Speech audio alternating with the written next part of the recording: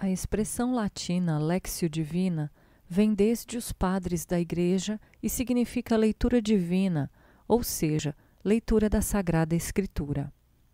É, portanto, a leitura orante da Bíblia, baseada na palavra de Jesus e no seu Espírito.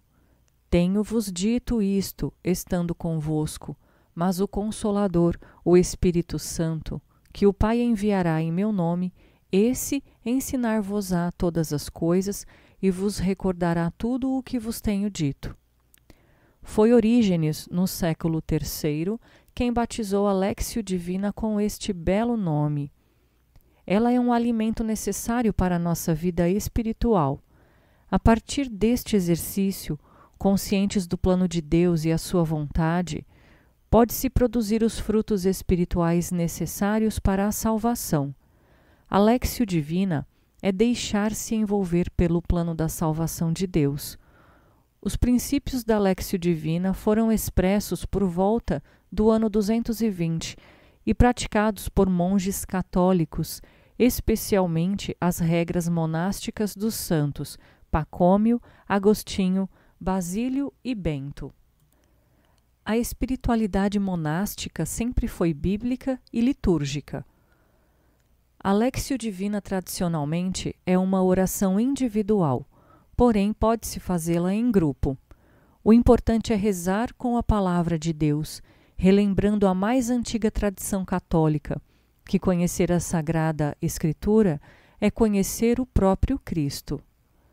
A Lectio Divina é a escada espiritual dos monges, mas é também de todo cristão. O Papa Bento XVI fez a seguinte observação num discurso de 2005. Eu gostaria em especial recordar e recomendar a antiga tradição da Lectio Divina, a leitura assídua da Sagrada Escritura, acompanhada da oração, que traz um diálogo íntimo em que na leitura se escuta Deus, que fala, e rezando responde-lhe com confiança a abertura do coração. Guigo II, abade da Grande Cartucha, deixou-nos por volta de 1150 uma apresentação orgânica da Lectio Divina. A Lectio Divina pretende despertar para o sentido do mistério escondido nas páginas da Bíblia. Os passos da Lectio Divina são a leitura, a meditação, a oração e a contemplação. O monge Guigo explica usando o exemplo da alimentação. Diz ele: a leitura, de certo modo, leva à boca o alimento sólido. A meditação mastiga e tritura. A oração consegue o sabor. A contemplação é a própria doçura que regala e refaz. A leitura está na casca, a meditação na substância, a oração na petição do desejo, a contemplação no gozo da doçura obtida. Primeiro passo: leitura, apropriar, situar, respeitar o texto. Procure identificar as coisas importantes, o ambiente, os personagens, os diálogos, as imagens usadas, as ações. É importante identificar tudo com calma e atenção, como se estivesse vendo a cena. A leitura é o estudo assíduo das Escrituras, feito com aplicação de espírito. A nível literário, fixar o texto e responder às questões muito simples: quem, onde, como, por quê? Que ligação entre texto e contexto? A nível histórico, procurar o contexto histórico em que o texto foi escrito, analisá-lo sob 4 aspectos: econômico, social, político e ideológico. Descobrir os problemas aos quais o texto pretende dar resposta e que, de algum modo, aparecem no fundo ou à superfície do texto. O nível teológico: descobrir a mensagem para o homem, nesta situação histórica concreta. Como é que o texto a manifesta? O modo como as pessoas desse tempo representavam a Deus. Como é que ele se lhes revelava? Como é que o povo vivia esta mensagem? Procure identificar as coisas importantes, o ambiente, os personagens, os diálogos. As imagens usadas, as ações. É importante identificar tudo com calma e atenção, como se estivesse vendo a cena. Segundo passo, meditação. O que diz o texto para mim?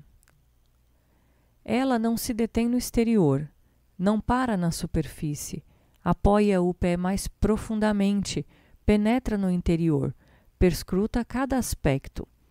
Considera atenta sobre o que esta palavra está iluminando minha vida e a realidade em que vivo hoje. Quais são as circunstâncias que ela me questiona e me incentiva? Refletir sobre o que toca a própria vida. Não basta ter as mãos inocentes de más obras se não estivermos no espírito purificados de pensamentos depravados. Isto o profeta confirma por sua autoridade ao dizer: quem subirá ao monte do Senhor?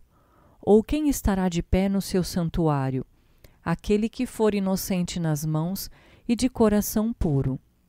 Um outro modo de atuar o método poderá ser o de ruminar, mastigar o texto, como fez Maria para os acontecimentos que ocorriam à sua volta, até encontrar o que ele me quer dizer. Podemos tentar resumir o texto numa só frase do mesmo, que sirva para repetir, guardar para todo o dia, de modo a servir não só de lema, mas que chegue a fazer parte da vida desse dia. Terceiro passo: oração. Suplicar, louvar, orar. O que o texto me faz dizer a Deus? Momento da nossa resposta a Deus. E esta minha resposta exprime-se em sentimentos de louvor, súplica, ação de graças, pedido de perdão. Guigo dizia: a oração é o impulso fervente do coração a Deus, pedindo-lhe que ele evite os males e nos conceda coisas boas. Toda boa meditação desemboca naturalmente na oração. É o momento de responder a Deus após havê-lo escutado. Esta oração é um momento muito pessoal, que diz respeito apenas à pessoa e Deus. Não se preocupe em preparar palavras. Fale o que vai ao coração depois da meditação. Se for louvor, louve. Se for pedido de perdão, peça perdão. Se for necessidade de maior clareza, peça a luz divina. Se for cansaço e aridez, peça os dons da fé e esperança. Enfim, os momentos anteriores, se feitos com atenção e vontade, determinarão esta oração da qual nasce o compromisso de estar com Deus e fazer sua vontade. Vendo, pois, a pessoa que não pode por si mesma atingir a desejada doçura de conhecimento e da experiência, e que quanto mais se aproxima do fundo do coração, tanto mais distante é Deus, ela se humilha e se refugia na oração. E diz: Senhor, que não és contemplado senão pelos corações puros. Eu procuro, pela leitura e pela meditação, qual é e como pode ser adquirida a verdadeira doçura do coração, a fim de por ela conhecer-te, ao menos um pouco. Quarto passo: contemplação. Discernir, agir, saborear. E o Senhor, cujos olhos são fixos nos justos e cujos ouvidos estão não só atentos às suas preces, mas presentes nelas, não espera a prece acabar, pois, interrompendo o curso da oração, apressa-se a vir a alma que o deseja, banhado de orvalho da doçura celeste, ungido dos perfumes melhores. É um momento que pertence a Deus, e sua presença misteriosa, sim, mas sempre presença. É um momento no qual se permanece em silêncio diante de Deus. Se Ele o conduzirá à contemplação, louvado seja Deus. Se Ele lhe dará apenas a tranquilidade de uns momentos de paz e silêncio, louvado seja Deus. Se para você será um momento de esforço para ficar na presença de Deus, louvado seja Deus. Mas em todas as circunstâncias, será uma maneira de ver Deus presente na história e em nossa vida. Ele recria a alma fatigada, nutre a que tem fome, sacia sua aridez, lhe faz esquecer tudo o que é terrestre, vivifica, mortificando-a por um admirável esquecimento de si mesma e embriagando-a sóbria, a torna. O Catecismo da Igreja Católica nos explica o que é a contemplação. Parágrafo 2709. O que é a contemplação? Responde Santa Teresa: outra coisa não é, a meu parecer, oração mental, senão tratar de amizade, estando muitas vezes tratando a sós com quem sabemos que nos ama. A contemplação procura aquele que o meu coração ama, que é Jesus, e nele o Pai. Ele é o procurado, porque desejá-lo é sempre o princípio do amor, e é procurado na fé pura, esta fé que nos faz nascer dele e viver nele. Nesta modalidade de oração, pode ainda meditar-se, todavia o olhar vai todo para o Senhor. Parágrafo 2710. A escolha do tempo e duração da contemplação depende de uma vontade determinada, reveladora dos segredos do coração. Não se faz contemplação quando se tem tempo, ao invés, arranja-se tempo para estar com o Senhor, com a firme determinação de não lhe retirar durante o caminho, sejam quais forem as provações e a aridez do encontro. Não se pode meditar sempre, mas pode-se entrar sempre em contemplação, independentemente das condições de saúde, trabalho ou afetividade. O coração é o lugar da busca e do encontro na pobreza e na fé. Parágrafo 2714. A contemplação é também, por excelência, o tempo forte da oração. Nela, o Pai enche-nos de força pelo Espírito Santo, para que se fortaleça em nós o homem interior. Cristo habite nos corações pela fé e nós sejamos radicados e alicerçados no amor. Parágrafo 2715. A contemplação é o olhar da fé, fixado em Jesus. Eu olho para ele e ele olha para mim, dizia no tempo do seu santo cura um camponês de Ars em oração diante do sacrário. Esta atenção a ele é renúncia ao eu. O seu olhar purifica o coração. A luz do olhar de Jesus ilumina os olhos do nosso coração, ensina-nos a ver tudo à luz da sua verdade e da sua compaixão para com todos. A contemplação dirige também seu olhar para os mistérios da vida de Cristo, e assim aprende o conhecimento íntimo do Senhor para mais o amar e seguir. Parágrafo 2717. A contemplação é silêncio, este símbolo do mundo que há de vir, ou linguagem calada do amor.